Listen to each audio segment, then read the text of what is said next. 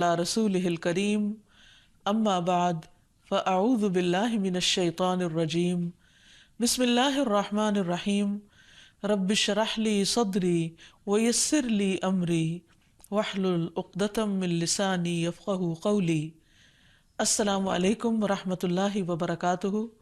ناظرین، پروگرام دعا کیجئے کے ساتھ آپ کی خدمت میں حاضر ہیں۔ آج ہم انشاءاللہ گناہوں کی بخشش کے موضوع پر آپ سے گفتگو کریں گے اور اس سلسلے میں دعائیں بھی آپ کے ساتھ شیئر کریں گے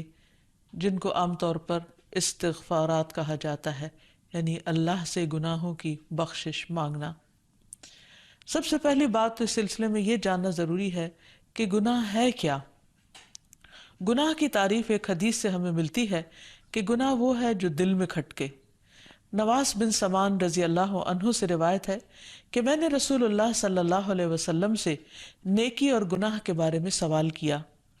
تو آپ نے فرمایا، نیکی اچھے اخلاق کا نام ہے اور گناہ وہ ہے جو تیرے دل میں کھٹکے اور تجھے یہ ناگوار ہو کہ لوگ اس سے باخبر ہوں۔ یعنی انسان کے دل میں جس بات پر، جس کام پر چبھن محسوس ہو اور جس چیز کو انسان لوگوں سے چھپانا شروع کر دے، سمجھیے کہ پھر وہ اللہ سبحانہ وتعالیٰ کی نافرمانی کا کام ہے، کیونکہ انسان فطری طور پر اللہ کی فرما برداری کے ساتھ پیدا کیا گیا ہے۔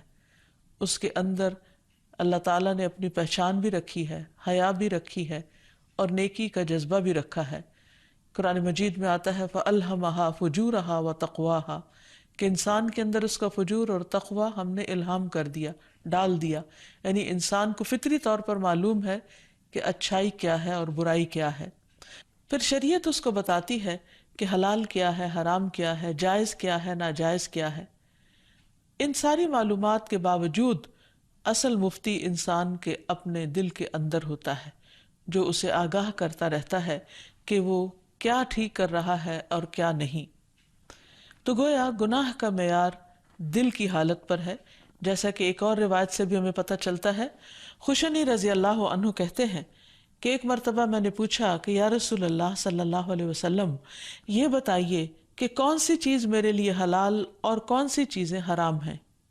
آپ صلی اللہ علیہ وسلم نے سر اٹھا کر مجھے نیچے سے اوپر تک دیکھا اور فرمایا، نیکی وہ ہوتی ہے جسے کر کے نفس کو سکون اور دل کو اطمینان نصیب ہوتا ہے، اور گناہ وہ ہوتا ہے جس میں نہ نفس کو سکون ہوتا ہے نہ دل کو اطمینان، اگرچہ مفتی فتوے دیتے رہیں، یعنی ساری دنیا میں یہ کہتی رہے کہ تم ٹھیک کر رہے ہو، لیکن اگر انسان کا ضمیر چین میں نہ ہو اور وہ اس کے خلاف جا رہا ہو تو انسان کو ساری دنیا کے باتوں کے مقابلے میں اپنے ضمیر کی آواز پر کان دھرنے چاہیے۔ پھر سوال یہ پیدا ہوتا ہے کہ گناہوں کے بارے میں جاننا کیوں ضروری ہے؟ یعنی گناہ کی تعریف تو ہو گئی، لیکن گناہوں کو جان کر ان سے بچنے کی ضرورت کیا ہے؟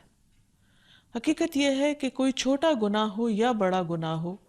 اس کے اثرات انسان کی زندگی پر مرتب ہوتے ہیں۔ اس لیے بہت ضروری ہے کہ انسان گناہوں کے نقصانات کو جانے اور گناہ سے بچنے کے فائدے جانے، تاکہ پھر وہ واقعی گناہ سے یا اللہ تعالیٰ کی نافرمانی کے کاموں سے بچ سکے اور ہمیشہ کی کامیابی حاصل کر سکے۔ گناہ کا سب سے پہلا نقصان یہ ہے کہ انسان کا دل مردہ ہو جاتا ہے۔ قرآن مجید میں آتا ہے کَلَّا بَلْ رَانَ عَلَىٰ قُلُوبِهِمْ مَا كَانُوا يَكْسِبُونَ کہ ہرگز نہیں، بلکہ ان کے دلوں کو ان کے کاموں کی وجہ سے زنگ لگ گیا ہے۔ یعنی جب انسان گناہ پر گناہ کرتا ہے تو حسن بصری کہتے ہیں کہ انسان کا دل اندھا ہو جاتا ہے، پھر اس کے اندر حق و باطل کی تمیز ختم ہو جاتی ہے۔ ایک اور روایت سے پتہ چلتا ہے کہ دل سیاہ ہو جاتا ہے۔ جب انسان ایک گناہ کرتا ہے تو ایک سیاہ دھبا لگتا ہے، اگر انسان توبہ کر لیتا ہے تو وہ دھبا مٹ جاتا ہے،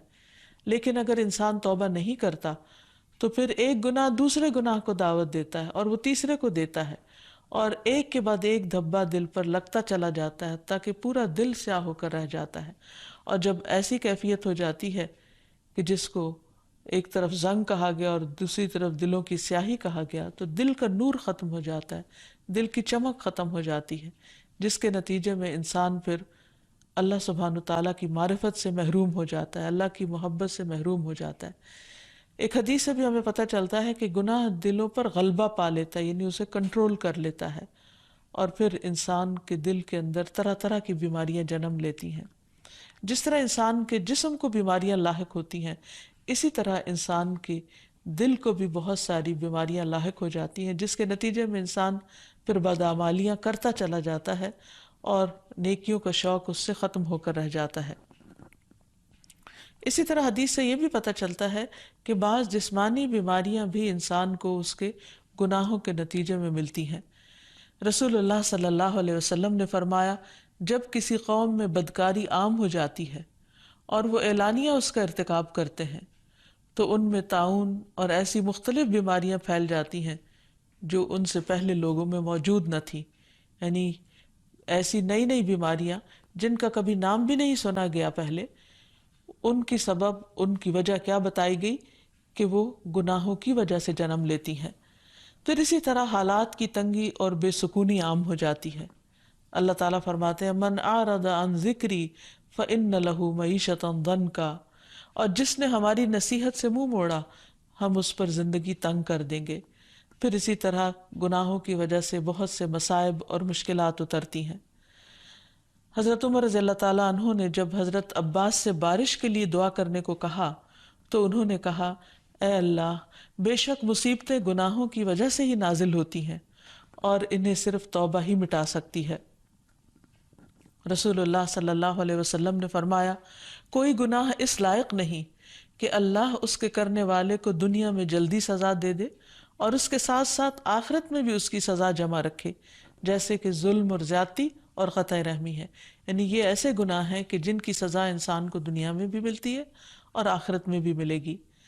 پھر اسی طرح انسان کے لیے بہت سی مشکلات پیدا ہو جاتی ہیں، اس کے کام مشکل ہو جاتے ہیں، دشواریاں اور تنگیاں پیدا ہو جاتی ہیں،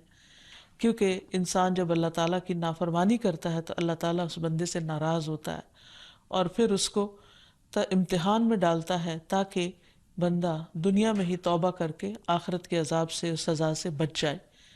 پھر اسی طرح بعض دنیاوی آفات بھی گناہوں کی وجہ سے اترتی ہیں، جیسے سورۃ الروم میں فرمایا، ظہر الفساد فی البر والبحر بما کسبت ایدی الناس، کہ خشکی اور سمندر میں فساد ظاہر ہو گیا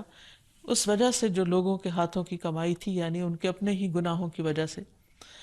پھر گناہوں کی وجہ سے انسانی زندگی سے، انسان کے کاموں میں، انسان کے مال میں برکت ختم ہو جاتی ہے۔ اور اس سلسلے میں قرآن مجید میں اللہ تعالیٰ فرماتے ہیں، وَأَن لَوِ اسْتَقَامُوا عَلَى الطَّرِيقَةِ لَأَسْقَيْنَاهُمْ مَاءً غَدَقًا، اور اگر یہ لوگ سیدھے رستے پر قائم رہتے تو ہم انہیں ضرور بہت وافر پانی پلاتے، یعنی ان کے رزق میں برکت ہوتی، خوشحالی عام ہوتی۔ لیکن جب انسان گناہ کرتا ہے، اللہ تعالیٰ کو ناراض کرتا ہے تو یہ نعمتیں چھننے لگتی ہیں۔ اسی طرح بعض روایات سے یہ پتہ چلتا ہے کہ گناہ انسان کی عمر میں بھی کمی کا باعث بنتے ہیں۔ بعض گناہ اچانک موت کا باعث بھی بن جاتے ہیں۔ رسول اللہ صلی اللہ علیہ وسلم نے فرمایا، عمر میں اضافہ صرف نیکی ہی کرتی ہے، یعنی انسان کی نیکی کی وجہ سے، صلہ رحمی کی وجہ سے، خاص طور پر والدین کے ساتھ حسن سلوک کی وجہ سے انسان کو زیادہ موقع مل جاتا ہے جینے کا اور نیکیاں کرنے کا۔ پھر اسی طرح گناہوں کی وجہ سے بندے اور رب کے درمیان دوری آ جاتی ہے، اور انسان کے دل کے لیے سب سے بڑی وحشت ناک چیز یہی ہے کہ اس میں رب کا ذکر نہ ہو، اس میں سکون نہ ہو، اطمینان نہ ہو۔ پھر اسی طرح یہ ہے کہ انسانوں کے درمیان بھی دوریاں پیدا ہو جاتی ہیں، آپس کی محبتیں ختم ہو جاتی ہیں، گھروں کے اندر بے سکونی پیدا ہو جاتی ہے، اور قوم کے افراد کے درمیان باہم ایک دوسرے کے ساتھ ناچاکی اور لڑائی جھگڑے پیدا ہو جاتے ہیں۔ پھر اسی طرح گناہ کرتے رہنے سے انسان کے دل کے اندر سے گناہ کی نفرت ختم ہو جاتی، اور جب گناہ کی نفرت نہیں رہتی تو پھر انسان آسانی سے گناہ کرتا چلا جاتا ہے اور اتنا بے حس ہو جاتا ہے کہ گناہ کرنے کے باوجود اس کو احساس نہیں ہوتا کہ اس نے گناہ کیا ہے، اور پھر اسے توبہ کی توفیق بھی نصیب نہیں ہوتی۔ پھر اسی طرح شیطان انسان پر مسلط ہو جاتا ہے، ایسا انسان شیطان کا آلہ کار بن جاتا ہے جو گناہ کرنے کے بعد توبہ نہیں کرتا، اور بعض گناہوں کی وجہ سے انسان لعنت کا مستحق بھی ہو جاتا